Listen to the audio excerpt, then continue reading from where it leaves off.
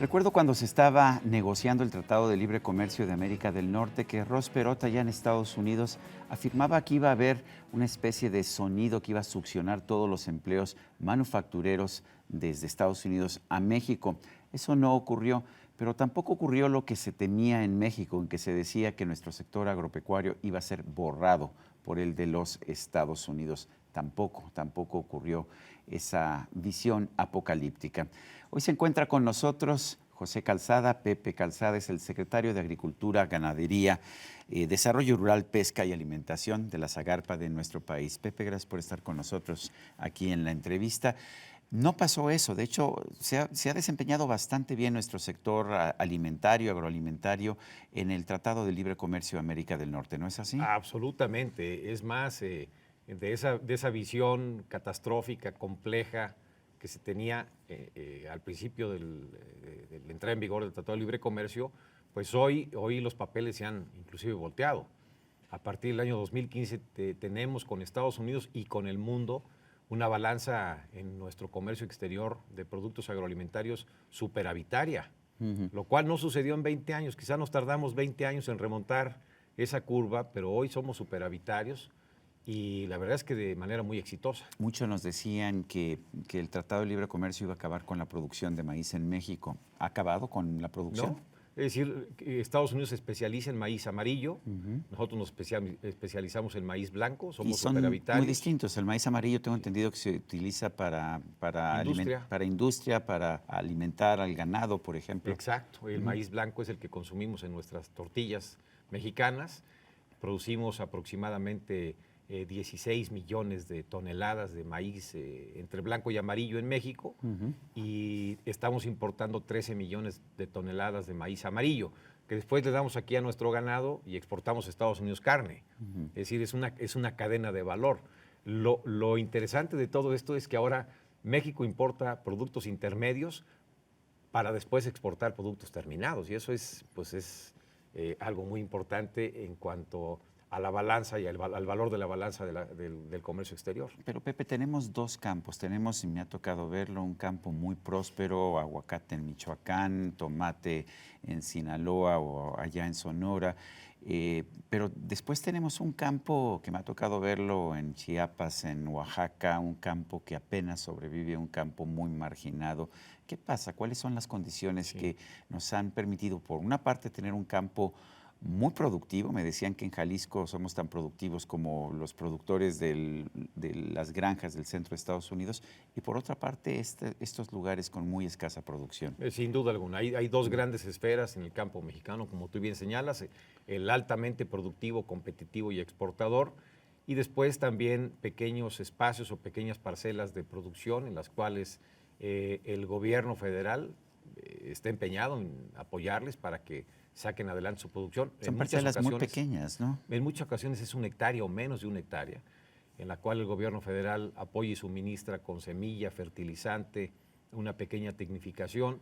En muchas ocasiones es para el autoconsumo, en otras ocasiones logran colocar algo en los mercados locales o regionales, y en otras ocasiones es para cuestiones que tienen que ver con huertos familiares, en los cuales se desempeña particularmente la mujer. Ahí hay una estrategia muy focalizada, pero sí hay dos campos. Pero este subsidio, darles, no sé, crédito, darles semilla, ¿resuelve el problema? Porque tengo la impresión de que llevan generaciones con este problema. Los ayuda mucho. La verdad es que es un complemento al ingreso familiar y es un incentivo muy importante para que las familias trabajen el pequeño espacio de producción, que en muchas ocasiones son hectáreas de temporal, que les ayuda de manera sustantiva a todo lo que tiene que ver con la alimentación de la familia. Y el gobierno federal, año con año, inclusive existe un padrón de beneficiarios de Proagro, que es el Procampo antiguo, el Program para todo lo que es la ganadería, o el Propesca para las 300,000 personas que se dedican a pescar en los más de 11,000 kilómetros de litorales que tenemos en México. Tenemos también historias de éxito. Cuéntanos del aguacate, porque además su gran auge vino también de la mano con la internacionalización y el Tratado de Libre Comercio. Exacto, fue en el 97. Paco Labastida era secretario de Agricultura, México no había podido exportar aguacate en 85 años.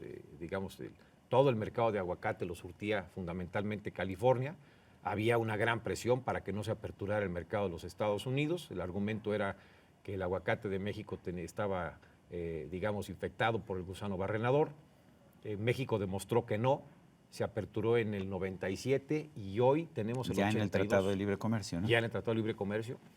Hoy tenemos el 82% del mercado de aguacate de Estados Unidos y México produce 7 de cada 10 aguacates del mundo.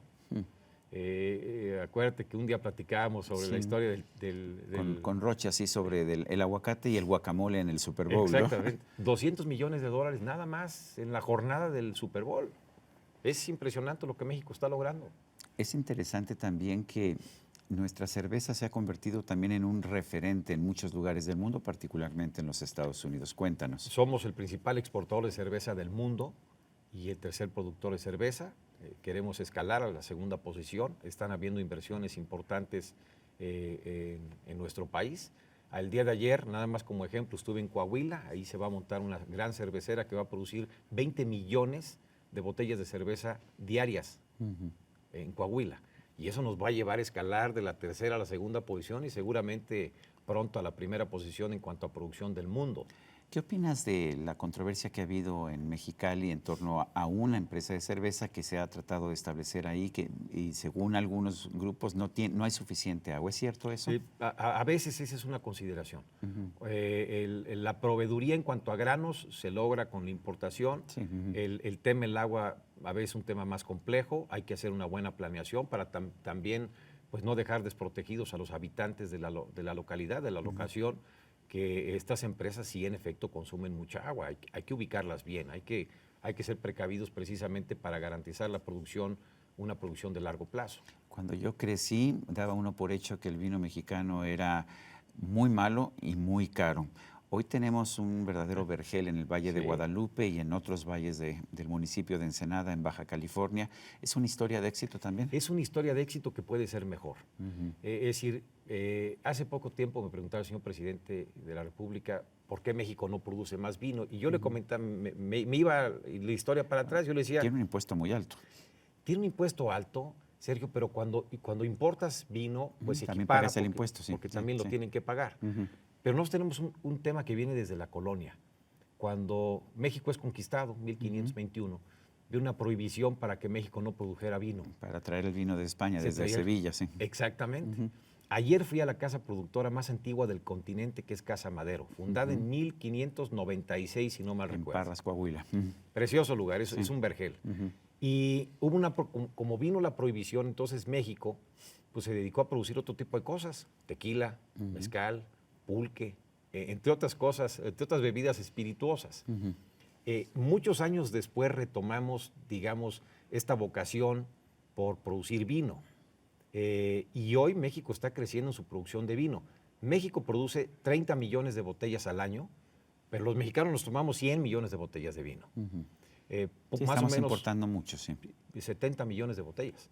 Más o menos consumimos 0.9 litros per cápita por año, pero creciendo de manera sistemática y sostenida. Entonces, el universo para crecer es enorme y estamos motivando a los productores para que con tecnologías propias y también traídas, fuimos el año pasado a Chile y Argentina, mandamos jóvenes a capacitar a Chile y Argentina para que podamos traer planta y tecnología y conocimiento pues para ser mejores en la producción de vino, pero es una oportunidad enorme que tenemos en el campo.